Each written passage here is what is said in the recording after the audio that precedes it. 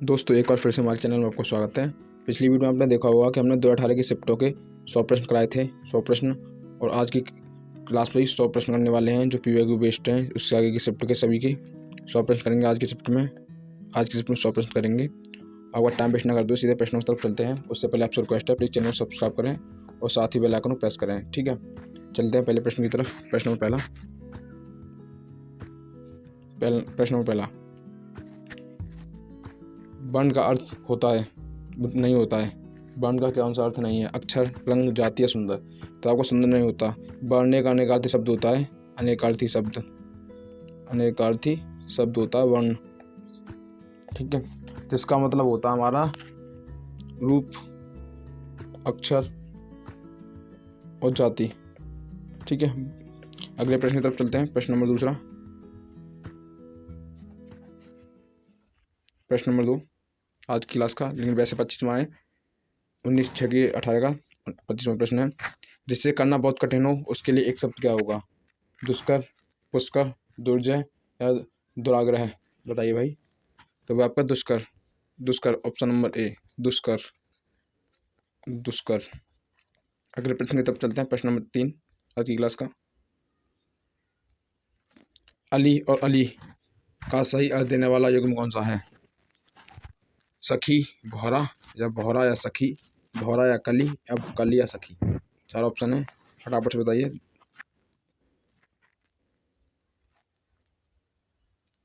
तो वो आपका भौरा और सखी, ऑप्शन नंबर बी। और मैं 3 से 4 सेकंड दूंगा प्रश्न के लिए।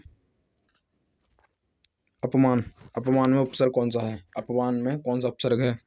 अपमान में उपसर्ग है अप, ऑप्शन नंबर डी। अगला प्रश्न, घबराहट में प्रत्यय कौन सा है? घबराहट में प्रत्यय कौन सा है? घबराहट में होता है हमारा आहट प्रत्यय, ऑप्शन नंबर सी, आहट। प्रश्न नंबर 29वां और आज की क्लास का 7वां। निम्नलिखित में से बुढ़िया को क्या नहीं था? ये पहले गद्यांश पढ़े आप। गद्यांश का प्रश्न बताना है। बताइए, बुढ़िया में से क्या नहीं था? बुढ़ापा, खांसी, कमजोरी या फिर सामर्थ्य? तो सामर्थ्य नहीं था। ठीक है, ऑप्शन नंबर डी। अगला प्रश्न, मैंने इस बार सब में पैराग्राफ दे रखा है। अश्वरोही वहां क्यों आया था? अश्वारोही वहां क्यों आया था? अश्वारोही वहां पे आकर डंडा और अश्वारोही। ठीक है, बुढ़िया को ढूंढने के लिए, मिर्जा की तलाश में, बुढ़िया के छप्पर को ढूंढने के लिए, वहाँ या फिर वहाँ विश्राम करने के लिए? बताइए। तो वो आया था बुढ़िया के छप्पर को ढूंढने के लिए, ऑप्शन नंबर सी। अगला प्रश्न, प्रश्न नंबर 31। गद्यांश में पथिक किसे कहा गया है? गद्यांश में पथिक किसे कहा गया है? मिर्जा को, मुगल योद्धाओं को, ममता को या फिर हुमायूं को? तो सही आंसर आपका हुमायूं को कहा गया है। अगला प्रश्न, प्रश्न नंबर 32वां। हुमायूं में कौन सा गुण था? बताइए। 4 ऑप्शन है, कृतज्ञता, न्यायप्रियता, कृपणता या विश्वसनीयता? तो आपका कृतज्ञता, ऑप्शन नंबर ए। अगला प्रश्न, प्रश्न नंबर 33वां। ममता दिन भर बाहर क्यों नहीं निकली? ऑप्शन 4 है आपके पास, फटाफट से बताइए। उसका घर नहीं था, वह डरी हुई थी, शरीर में शक्ति नहीं थी या घायल थी? वह डरी हुई थी। चैनल सब्सक्राइब करते रहें। प्रश्न नंबर 34वां। भारत भारती के रचनाकार कौन है? मैथिली शरण गुप्त, रामधारी सिंह दिनकर, जयशंकर प्रसाद या माखनलाल चतुर्वेदी? तो आपके मैथिली शरण गुप्त, भारत भारती के। अगला प्रश्न, प्रश्न नंबर 35वां। रामधारी सिंह दिनकर को किस कृति पर साहित्य अकादमी पुरस्कार मिला? रामधारी सिंह दिनकर को किस कृति पर साहित्य अकादमी पुरस्कार मिला? बताइए। तो उनको मिला था संस्कृत के 4 अध्याय। और कब मिला था? 1959। और यह ज्ञानपीठ पुरस्कार पूछे कि रामधारी सिंह दिनकर को ज्ञानपीठ पुरस्कार तो 1972 मिला था। ठीक है, उर्वशी और वर्षी के लिए। अगला प्रश्न, पद्मावत किसकी रचना है? पद्मावत किसकी रचना है? वो हमारी जायसी की, पद्मावत जायसी की रचना है। Option number B. प्रश्न नंबर 37वां, चंद्रगुप्त नाटक के रचयिता कौन है? चंद्रगुप्त नाटक के रचयिता कौन है? पातेन्द्र हरिश्चंद्र, जयशंकर प्रसाद, मोहन राकेश या फिर भीष्म साहिनी? बताइए कौन है? ये इस शिफ्ट का लास्ट प्रश्न है, तो वो आपका जयशंकर प्रसाद। सही आंसर बी। ये हमारी 2018 की 3 शिफ्ट कंप्लीट हो चुकी हैं। 2018 की 3 शिफ्ट कंप्लीट हो चुकी हैं 37 प्रश्नों की। अगली शिफ्ट है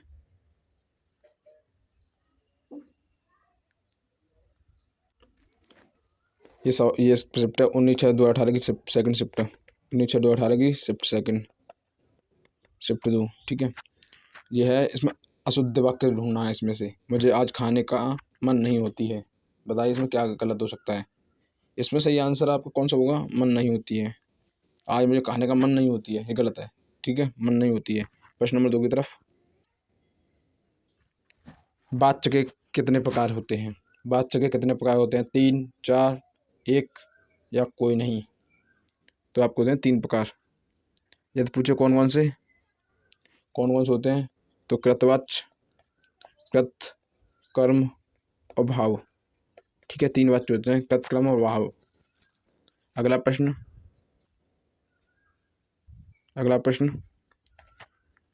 वाक्य को समाप्त करने के लिए जिसका प्रयोग किया जाता है उसे क्या कहते हैं? अल्पविराम, पूर्ण विराम, विवरण चिन्ह या उपविराम? बताइए। जिस वाक्य को हम समाप्त करते हैं वहाँ हम इस तरीके का डंडा खींचते हैं, उसको हम पूर्ण विराम कहते हैं। ठीक है, अगर आप यदि मैं यहाँ पर डंडा खींच दूंगा यहाँ करके, तो ये मेरा पूर्ण विराम हो गया। अगला प्रश्न, माता पिता लोहे के चने दबाकर बच्चों को पढ़ाते हैं। लोहे के चने दबाना, चबाना क्या चीज़ है मुहावरे में? बताइए। बहुत कठिनाई झेलना, स्पष्ट बात करना, बहुत ही विश्वास रखना और बहुत ही आशा रखना। ऑप्शन 4 है, फटाफट बता दिए। तो आपका सही आंसर है बहुत कठिनाई झेलना, लोहे के चने चबाना। अगला प्रश्न, कहाँ राजा भोज कहाँ गंगू तेली? मुहावरा, लोकोक्ति मुहावरा जो भी है। 4 ऑप्शन है, बताइएगा। कहाँ राजा भोज कहाँ गंगू तेली? दोनों बराबर होना नहीं हो सकता, किसी तरह की जिम्मेदारी न उठाना नहीं हो सकता, कौन नहीं हो सकता? पहला ऑप्शन सही है, ऑप्शन नंबर ए सही है। प्रश्न नंबर 6, जहाँ एक ही वर्ण की बार बार आवृत्ति होती है वहाँ कौन सा अलंकार होता है? जहाँ एक ही वर्ण की आवृत्ति बार बार होती है वहाँ कौन सा अलंकार होता है? वहाँ हमारा अनुप्रास अलंकार होता है। अगला प्रश्न, जो मात्रिक समछंद हैं जिनके प्रत्येक चरण में 16 मात्रा होती हैं उसे क्या कहते हैं? चौपाई, दोहा, सोरठा या रोला? तो वो आपकी चौपाई होती है, चौपाई जिसमें 16 मात्राएं होती हैं, 16 मात्राएं। प्रश्न नंबर 8, भीष्म पितामह ने आजीवन शादी न करने का प्रण लिया था, रेखांकित शब्द का समास कौन सा है? आजीवन, ये रेखांकित है आजीवन। ठीक है, तो बताइए इसमें कौन सा समास है? तो आजीवन में अव्ययभाव समास होता है हमारा, अव्ययभाव समास। प्रश्न नंबर 9 की तरफ, करुण रस का स्थायी भाव क्या होता है? क्रोध, शोक, उत्साह या विस्मय? तो वो आपको होता है शोक, दुख। ठीक है, अगला प्रश्न, प्रश्न नंबर 10वां, वर्णों के समुदाय को क्या कहते हैं? सर्वनाम, वर्णमाला, अक्षर या क्रिया? वर्णों के समुदाय को क्या कहते हैं? तो वर्णों के समुदाय को हम वर्णमाला कहते हैं। प्रश्न नंबर 11वां, क्या कहता है प्रश्न 11 हमारा? स्त्रीलिंग शब्द पहचानिए। संसार, गौरव, समुदाय या अश्वनी? तो सही आंसर अश्वनी। लड़का का नाम हो सकता है, लड़की का भी हो सकता है। प्रश्न नंबर 12वां, निम्नलिखित में से कौन सा जोड़ा सही नहीं है? बेटी बेटियां, डिबिया या डिबियाँ, श्रोता या श्रोतागण, बधू या बधुएं? तो डिबिया और डिबियाँ, ये गलत है। प्रश्न नंबर 13वां, निम्नलिखित में से संबंध कारक वाले वाक्य को पहचानिए। संबंध कारक, राम खाना खाता है। राम राधा का कुत्ता बहुत तेज दौड़ता है। राम ने रावण को मारा और माँ अपने बच्चों को मारती है।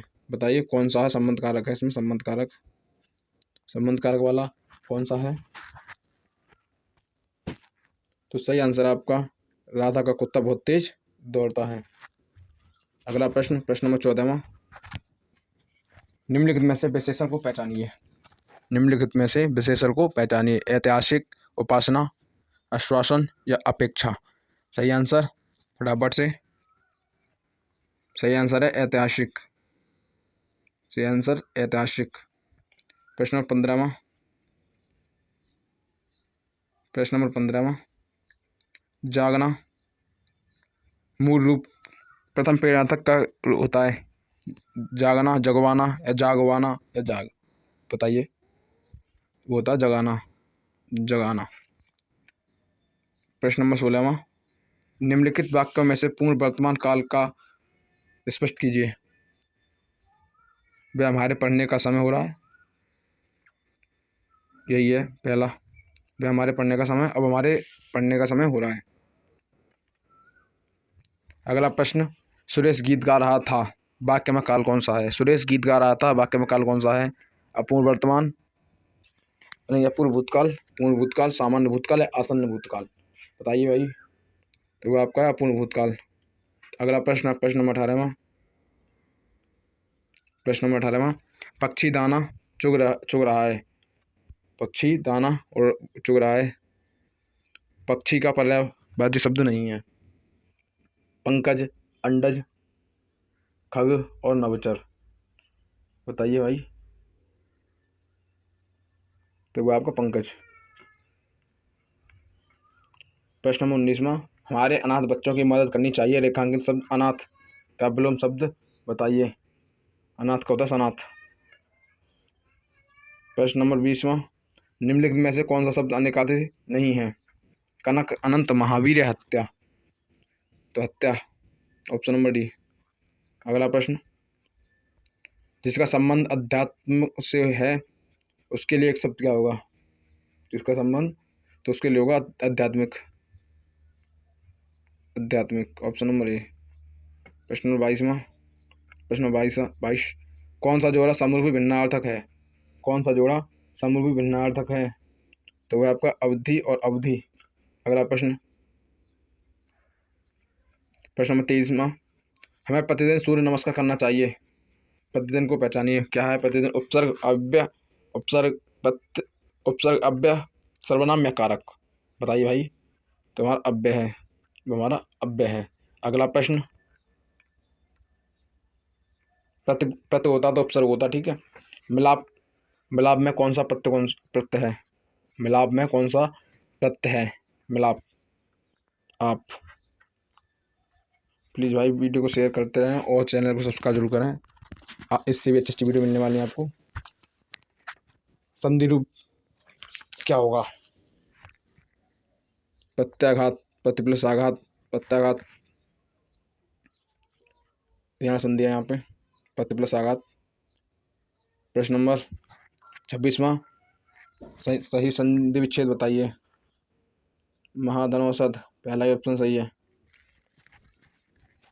अगला प्रश्न 27वां। 27वां प्रश्न। तद्भव शब्द को पहचानिए। तद्भव शब्द को पहचानिए। बताइए। आपका सही आंसर प्यासा। प्रश्न नंबर 28वां। कौन सा अशुद्ध वाक्य है? कौन सा वाक्य अशुद्ध है? पहला ही मैं आज यहाँ रखूंगा, ये होता सही इसका। प्रश्न नंबर 29वां आपका पैराग्राफ आ गया। ये पैराग्राफ पढ़ो। भारत का घोड़ा बनाने वाले महान अनुभवों में रविन्द्रनाथ टैगोर का जन्म कहाँ हुआ? ठीक है। पहली लाइन में मिल रहा है आपको 7 मई 1861 कलकत्ता में। तो पहले ऑप्शन सही है इसका, ऑप्शन नंबर ए। ठीक है। ये आंसर, इसको ऐसे आंसर छाड़ना इसमें से। प्रश्न नंबर 30वां प्रश्न। उनके पिता कौन से समाज के नेता थे? उनके पिता कौन से समाज के नेता थे? तो ब्रह्म समाज के नेता थे उनके पिताजी। ब्रह्म समाज के नेता थे। प्रश्न नंबर 31वां। जनगणमन के रचनाकार कौन है? जनगण मन के रचनाकार कौन है? तो हमारे रविन्द्रनाथ टैगोर हैं, जो हमारा राष्ट्रीय गान है उसके। अगला प्रश्न, नाइटहुड की उपाधि रविन्द्रनाथ टैगोर ने क्यों लौटाई? नाइटहुड की उपाधि रविन्द्रनाथ ने क्यों लौटाई? जलियांवाला बाग हत्याकांड के विरोध में लौटाई थी। प्रश्न नंबर अगला, रविन्द्रनाथ टैगोर को कौन सी रचना पर नोबेल पुरस्कार प्राप्त हुआ था? बताइएगा। तो मिलातन को गीतांजलि में, और मिला कब था? 1913 में। 1913 में। प्रश्न नंबर अगला, प्रश्न 34वां, देवदास उपन्यास पर 3 बार फिल्म बन चुकी है, उपन्यासकार का क्या नाम है? प्रेमचंद, शरतचंद्र, धर्मवीर भारती या फिर रामचंद्र शुक्ल? तो मैं आपके शरतचंद्र चट्टोपाध्याय।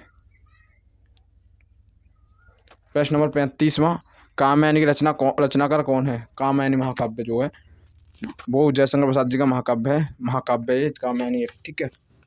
प्रश्न नंबर अगला 36वां, आज की शिफ्ट का सेकंड लास्ट है 1918 की। कौन सी रचना तुलसीदास जी की नहीं है? दोहावली, गीतावली, रामचरितमानस या यामा? यामा नहीं है, यामा है महादेव वर्मा की। अगला प्रश्न, आज की शिफ्ट का लास्ट सवाल 1918 का लास्ट सवाल है, गांधी जी ने किस कवि को राष्ट्र कवि का सम्मान दिया? महादेव वर्मा, जयशंकर प्रसाद, मैथिली शरण गुप्त और सुमित्रा नंदन पंत? बताइए। तो आपके मैथिली शरण गुप्त। ठीक है। और किस रचना पर? भारती। चलते हैं अगली वीडियो, अगले शिफ्ट की तरफ। ठीक है,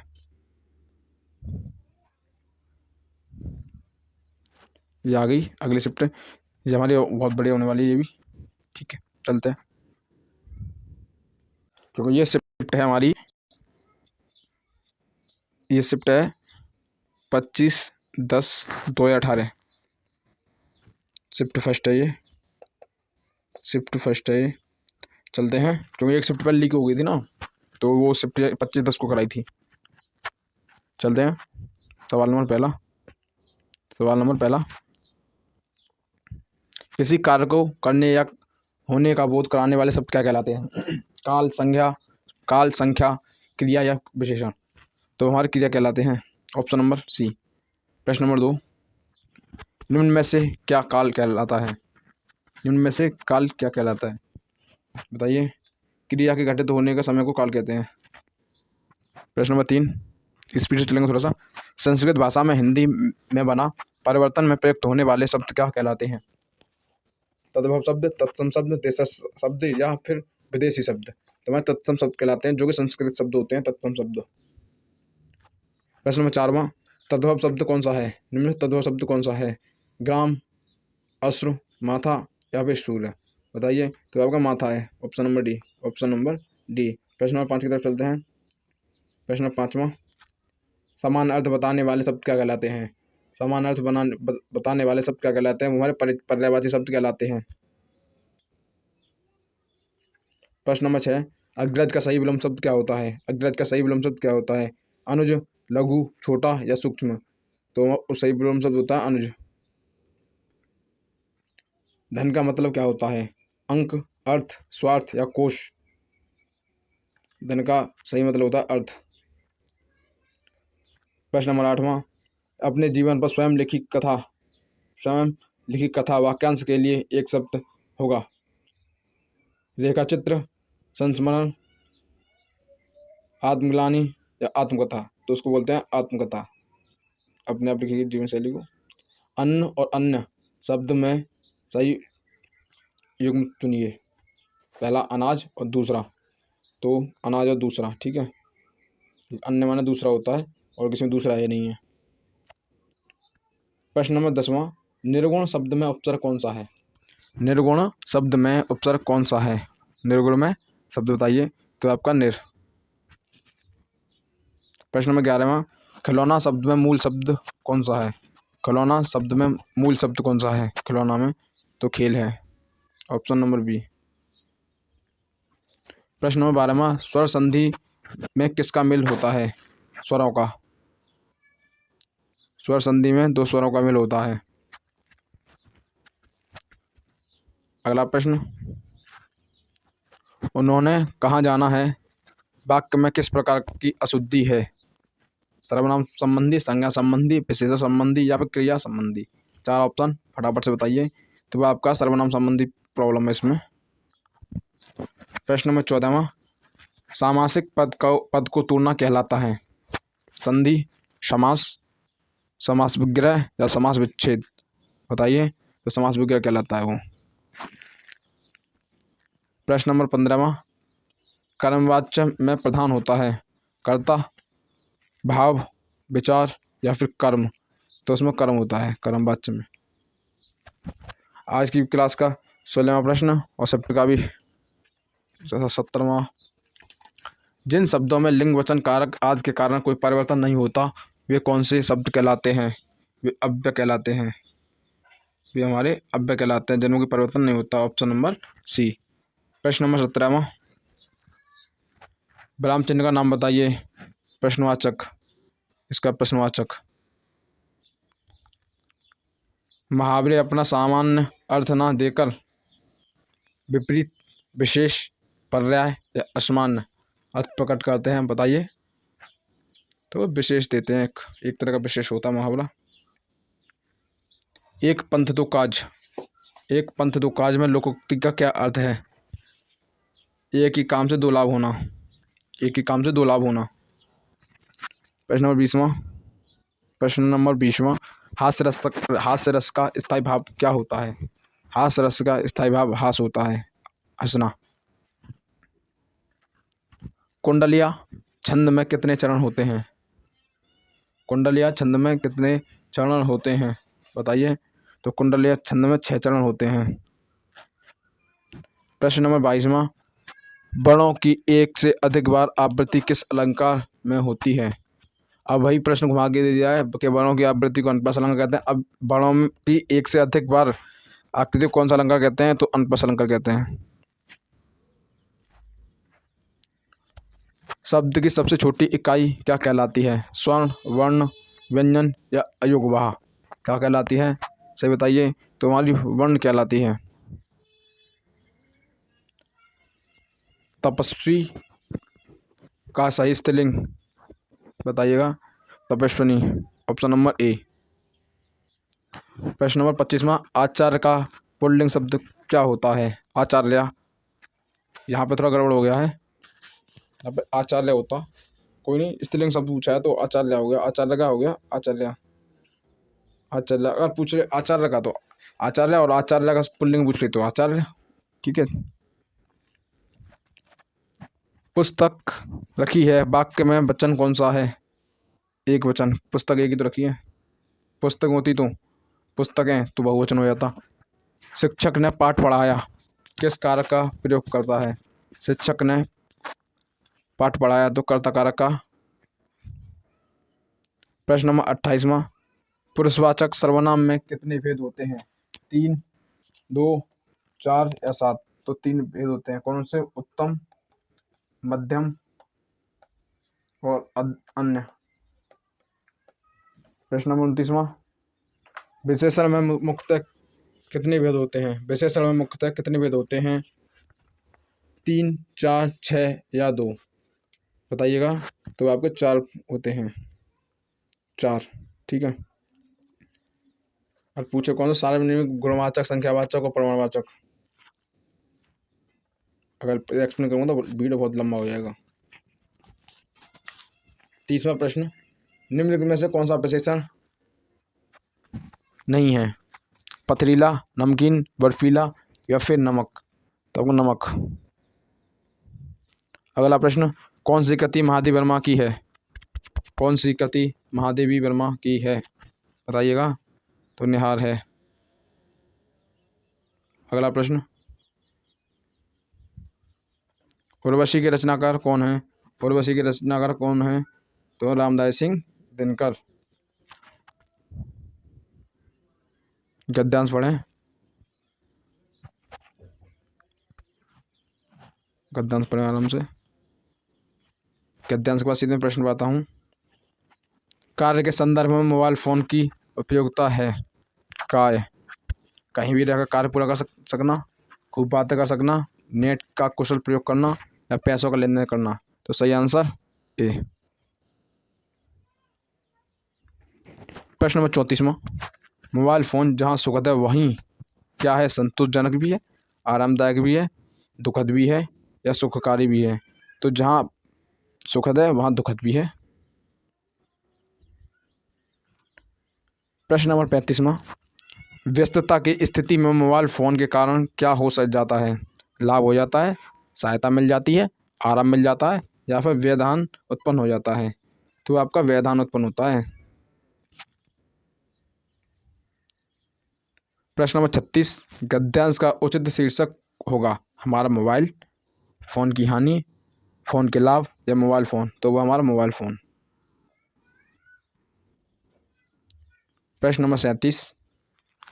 मोबाइल फ़ोन के प्रयोग में सावधानी बरतने से क्या होगा?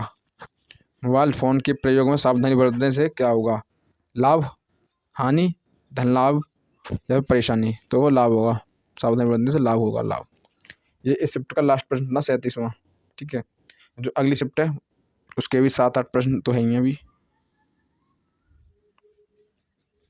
अब जो शिफ्ट हमारी 26/10/2018 की फर्स्ट शिफ्ट है। 26/10/2018 की फर्स्ट शिफ्ट। चलते हैं डायरेक्ट प्रश्न की तरफ। लो पहला प्रश्न। अनु उपसर्ग से बना शब्द कौन सा है? अनुचर, अनुपमा, अंतर या अनुत्तर? तो वह आपका अनुचर, अनुचर। प्रश्न नंबर दूसरा।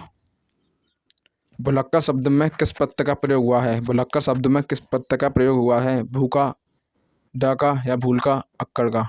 ठीक है। अगला प्रश्न। गीतांजलि का सही संधि विच्छेद कौन सा है? गीतांजलि का सही संधि विच्छेद कौन सा है? सही बताइए। तो वह आपका गीत प्लस अंजलि, गीतांजलि। प्रश्न नंबर चौथा। सभी मिलकर स्कूल जाता है। वाक्य में शुद्ध रूप क्या होगा? सभी मिलकर स्कूल गए, सभी मिलकर साथ स्कूल जाते हैं, सभी मिलकर स्कूल जाते हैं, सभी मिलकर स्कूल जाते हैं। Option number C. Please channel को सब्सक्राइब करते रहें और साथ ही बेल आइकन प्रेस करें। अगली वीडियो फिर आपको 100 प्रश्न मिलने वाले हैं। ये सभी PYQ बेस्ड मिलेंगे। रसोई घर, रसोई घर में कौन सा समास है? रसोई घर में कौन सा समास है? तो तत्पुरुष समास है रसोई के लिए घर। प्रश्न नंबर 6। मैं खाता हूँ, मैं खाता हूँ कर्मवाच्य रूप कौन सा होगा? मुझसे खाया जाता था, मेरे से खाया जाता है, मुझसे खाया नहीं जाता, मुझे से खाया जाता है। प्रश्न नंबर 7वां।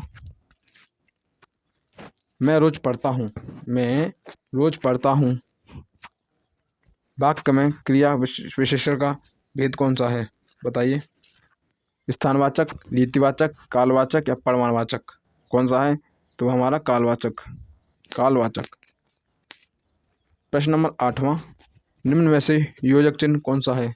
निम्न में से योजक चिन्ह कौन सा है? तो आपका सही है संबोधन, या आपका ये प्रश्नवाचक, प्रश्न, संबोधन, और ये हमारे एक तरह का इस तरह का निशान वाला है, ये विशेष है, स्पेशल, इसको बट्टे बोल दो। आज की क्लास का लास्ट सवाल। घी के दिए जलाना मुहावरे का सही अर्थ क्या है? रोशनी करना, खुशी मनाना, प्रसन्न होना या घी लाना? बताइए। तो घी के दिए जलाने का मतलब होता है खुशी मनाना, खुशी मनाना। Option number B. आपसे रिक्वेस्ट है प्लीज़ चैनल को सब्सक्राइब जरूर करें, सब्सक्राइब करें और वीडियो को लाइक और शेयर जरूर करें, जिससे हमारा मनोबल बढ़े। मिलते हैं नेक्स्ट वीडियो में। अभी के लिए धन्यवाद।